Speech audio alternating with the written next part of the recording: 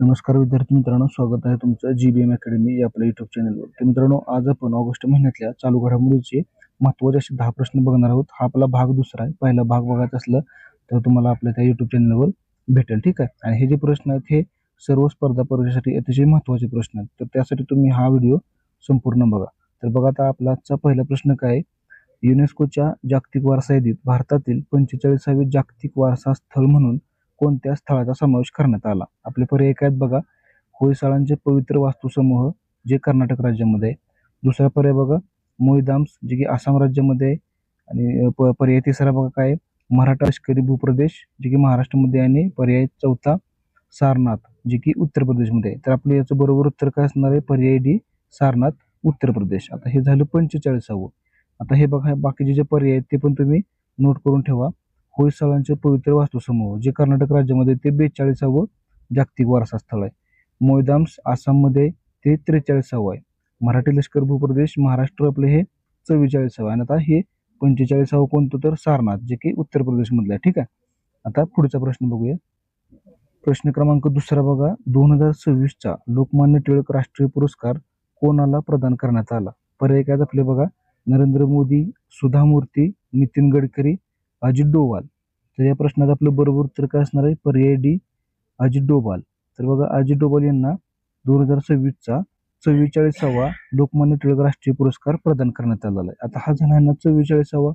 तर हे बाकीचे जे 3 पर्याय आहेत हे पण तुमच्या लक्षात असलं पाहिजे. कारण काय होतं, कधी कधी प्रश्न 41वा विचारला जाऊ शकतो, 42वा विचारला जाऊ शकतो, म्हणजे अलीपलीकडचं तुम्हाला विचारला जाऊ शकतं. तर बघा, पर्याय आपलं काय, नरेंद्र मोदी. तर ह्यांना 41वा लोकमान्य टिळक पुरस्कार भेटलेला आहे. सुधा मूर्ती यांना 42वा भेटलेला आहे. नितीन गडकरी यांना 43वा. आणि या प्रश्नाचं उत्तर काय, अजित डोवाल यांना 2026चा म्हणजे या वर्षीचा 44वा लोकमान्य टिळक राष्ट्रीय पुरस्कार प्रदान करण्यात आलेला आहे. पुढचा प्रश्न बघा. प्रश्न क्रमांक तिसरा. GSI म्हणजेच जिओलॉजिकल सर्व्हे ऑफ इंडियाच्या 54व्या महासंचालक म्हणून नुकताच कोणी पदभार स्वीकारला? आपले पर्याय काय आहेत बघा. RS गर्ग, DK सिन्हा, आसित सहा, वर्षा अशोक आगलावे. तर मित्रांनो, आपल्या या प्रश्नाचं उत्तर असणार आहे पर्याय डी, वर्षा अशोक आगलावे. प्रश्न क्रमांक चौथा बघा. इस्रोने 15 ऑगस्ट 2026 रोजी नुकताच आपला कितवा स्थापना दिवस साजरा केला? पर्याय काय आहेत बघा. 50वा, 55वा, 57वा, 54वा. तर मित्रांनो, आपल्या या प्रश्नाचं उत्तर असणार आहे पर्याय सी, 57वा. तर बघा, आपली इस्रो जी अंतराळ संशोधन संस्था आहे, तर तिनं 15 ऑगस्ट 2026 रोजी नुकताच आपला 57वा स्थापना दिवस साजरा केलेला आहे. पुढचा प्रश्न बघा. प्रश्न क्रमांक 5वा. 15 ऑगस्ट 2026 या वर्षीच्या स्वातंत्र्य दिनाची थीम काय होती? पर्याय बघा काय आहेत. विकसित भारत 2047 साठी युवा शक्ती, नया भारत, आजादी का अमृत महोत्सव, विकसित भारत. तर मित्रांनो, या प्रश्नाचं उत्तर असणार आहे पर्याय ए, विकसित भारत 2047 साठी युवा शक्ती. पुढचा प्रश्न बघा. प्रश्न क्रमांक 6वा. लोणावळ्याच्या चिक्कीला नुकताच कोणता दर्जा प्राप्त झाला आहे? पर्याय काय बघा. ISO दर्जा, GI टॅग, युनेस्को दर्जा, यापैकी नाही. तर मित्रांनो, या प्रश्नाचं उत्तर असणार आहे पर्याय बी, GI टॅग. तर बघा मित्रांनो, आपल्या पुण्यातील लोणावळ्याच्या चिक्कीला GI टॅग हा दर्जा प्राप्त झालेला आहे. तर मित्रांनो, अजून काही विद्यार्थी मित्रांनी जर आपल्या युट्यूब चॅनलला जर सबस्क्राईब नसेल केलं तर लवकरात लवकर सबस्क्राईब करून घ्या. म्हणजे हे जे महत्त्वाचे जे प्रश्न आहेत हे तुम्हाला येणाऱ्या परीक्षेच्या दृष्टीने तुम्हाला हे बघता येतील, ठीक आहे. आता आपला बघा प्रश्न क्रमांक 7वा काय.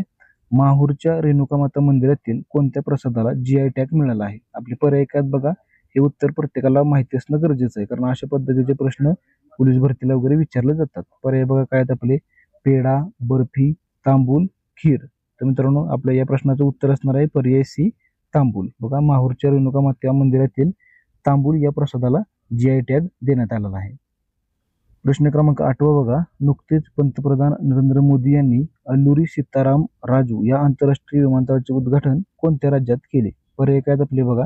केरळ, कर्नाटक, तामिळनाडू, आंध्र प्रदेश.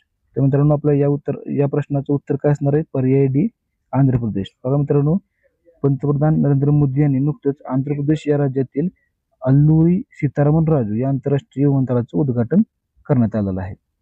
प्रश्न क्रमांक 9वा बघा.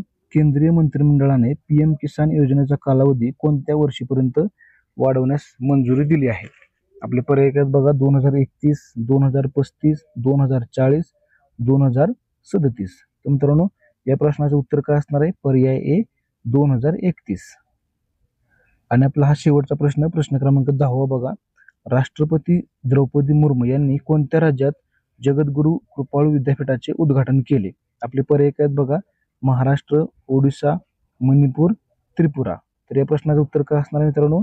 पर्याय बी ओडिशा. तर मित्रांनो ओडिशा या राज्यामध्ये राष्ट्रपती द्रौपदी मुर्मू यांनी जगद्गुरू कृपाळू विद्यापीठाचं उद्घाटन हे केलेलं आहे. तर मित्रांनो व्हिडिओ शेवटपर्यंत बघितल्याबद्दल धन्यवाद. व्हिडिओ जर आवडला असेल तर लाईक करा, शेअर करा आणि अजून जर काही मित्रांनी आपल्या युट्यूब चॅनलला जर सबस्क्राईब नसेल केलं तर लवकरात लवकर सबस्क्राईब करून घ्या. चला तर मित्रांनो भेटूया पण आता पुढच्या व्हिडिओमध्ये. तोपर्यंत जय हिंद, जय महाराष्ट्र.